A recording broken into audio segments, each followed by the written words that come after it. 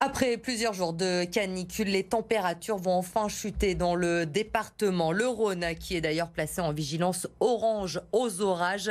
Il pourrait être violent, hein. Soyez très prudents si vous devez vous déplacer.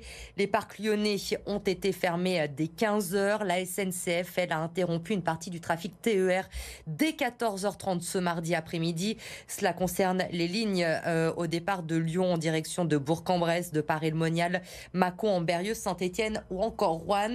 Il a donc fallu s'organiser un peu dans l'urgence pour les voyageurs. Écoutez-les au micro d'Anaïs Bernard. Je regarde s'il y a des bus, mais en indication, il n'y a rien du tout. Les gens, là, ils partent sur Annecy et ils sont 2 fois plus que le bus peut en contenir.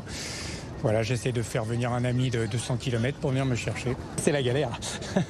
Pour l'instant, j'ai pas de solution. J'attends gentiment qu'on nous propose une solution. Je peux faire venir personne, je peux pas mettre quelqu'un en danger pour venir nous chercher, quoi. Je suis bloqué à Lyon.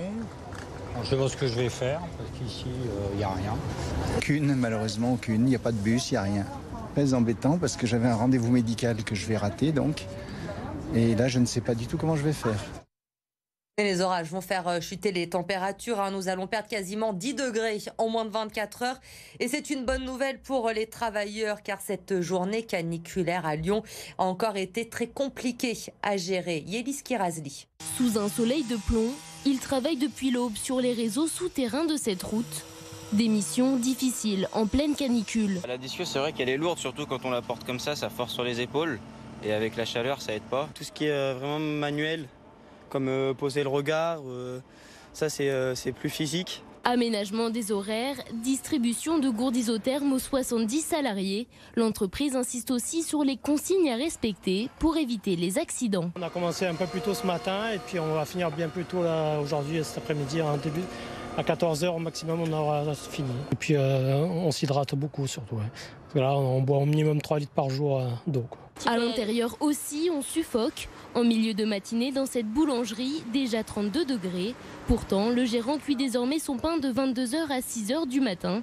Mais son four à bois peine à refroidir en journée. Tout ça est fait pour garder la chaleur, donc émane de la chaleur toute la journée, malheureusement pour nos clients et nos équipes de vente. À quelques mètres de sa boulangerie, dans son autre local, Julien a décidé d'installer une climatisation.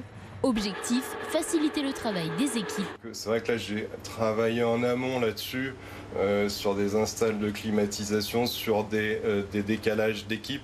Au mois d'août, par exemple, on va fermer les après-midi parce que de toute façon, en réalité, les clients ne viennent plus. Tout le monde reste terré chez soi. Ce boulanger a prévu de maintenir ses aménagements jusqu'à fin août.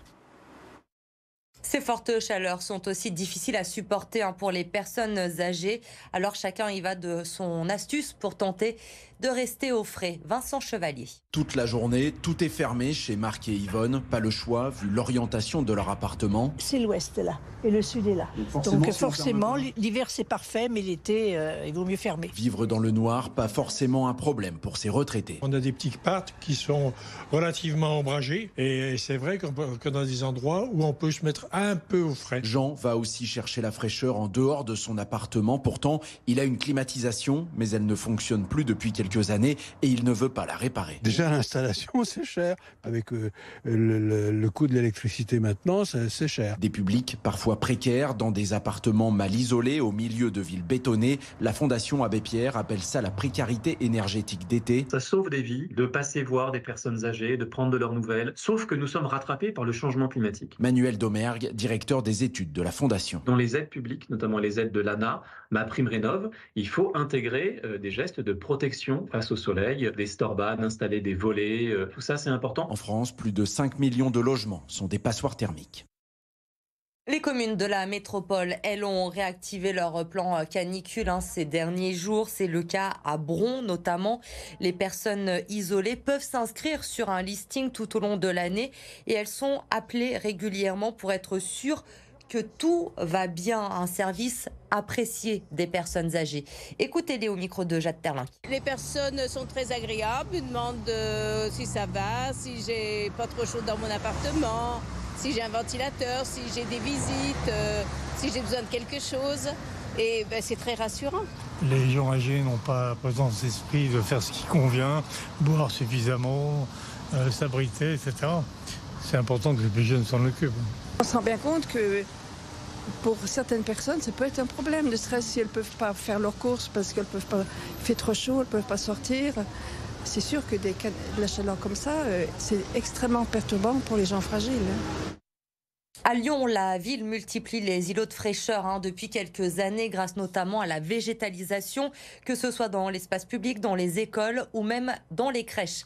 Exemple dans le 1er arrondissement avec Maïva Komsi. Dans le jardin de cette crèche, tout a été repensé pour amener de la fraîcheur aux enfants. Et la recette n'est pas si compliquée. Un espace extérieur agrandi, des sols déminéralisés, avec des fleurs, des buissons, des arbres et du gazon pour remplacer le béton. On trouve aussi un bac à sable et un potager. Les travaux se sont terminés en avril 2023 cette année. Et selon la ville, ça permet de faire baisser la température ressentie de 3 à 5 degrés, ce qui n'est pas négligeable, surtout en ce moment pour la vingtaine d'enfants qui vient ici chaque jour. Écoutez la présidente de cette crèche parentale dans le 1er arrondissement. C'est vrai que le béton qu'il y avait ici avant gardait vraiment la chaleur très fortement, et donc ce qui faisait qu'en cas de forte chaleur, on avait beaucoup plus de réticence à se dire que les enfants allaient sortir. Ils sont plus sereins vraiment, on sent ils sont plus calmes, le niveau sonore est plus bas, il y a moins de cris, ils sont plutôt dans l'écoute, dans l'échange, dans le jeu paisible, donc c'est très positif pour eux. Alors pour transformer cette crèche en îlot de fraîcheur, il a quand même fallu 165 000 € injectés par la ville de Lyon et la CAF. Mais c'est un modèle qui va s'étendre dans les années à venir dans les crèches lyonnaises, notamment celle d'Eugénie Brasier qui a vu le jour récemment à Confluence. À la Part-Dieu, une crèche extérieure sera créée aux alentours de 2025. Et comme à chaque épisode de Canicule, les grands gagnants, ce sont les vendeurs de climatisation ou encore de ventilateurs. Ils ont été dévalisés ces derniers jours, comme ça a été le cas à Lausanne. Lauriane Pellaud.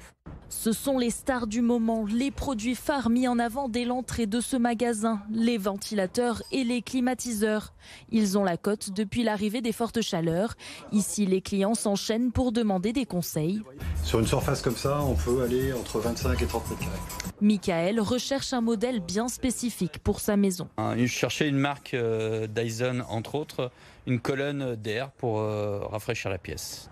Mais pas de chance pour lui. Ça, c'est un produit où j'ai une petite rupture de stock et je peux vous le commander et vous l'avoir dès demain matin. Michael repart bredouille. Pour ses 3 collègues en revanche, pas question de passer un jour de plus au bureau sans ventilateur. Oui, parce que là, on n'en peut plus, c'est insoutenable. On est venu en espérant pouvoir avoir une large gamme et bon, ils ont été dévalisés, donc on a choisi ce qui restait. Bon, ça nous convient tant qu'on a de l'air, ça nous va. Dès les premiers jours de canicule, le magasin s'est adapté. Ce directeur commercial avait prévu une hausse importante des ventes. Là, depuis quelques jours, très clairement, on a fait grosso modo x4, x5 au niveau des volumes de vente par rapport à ce qu'on faisait ces dernières semaines depuis que les chaleurs ont commencé à monter, notamment sur le mois de juin. On avait anticipé encore une fois cette vague de chaleur et l'achat de ce type de produit. Donc voilà, pour l'instant, encore une fois, on a ce qu'il faut, mais c'est vrai que là, la demande est telle depuis quelques jours qu'il ne va pas falloir tarder pour s'équiper sur ce type de produit. Dans la métropole de Lyon, plusieurs enseignes spécialisées dans l'électroménager ont déjà été dévalisées. Ne soyez pas surpris, dès ce mercredi, la place Bellecour va vous sembler bien vide. La statue de Louis XIV va descendre de son piédestal. Alors rassurez-vous, ce ne sera que temporaire, juste le temps d'être restauré. Le chantier devrait durer 1 an, coût estimé 1,4 million d'euros.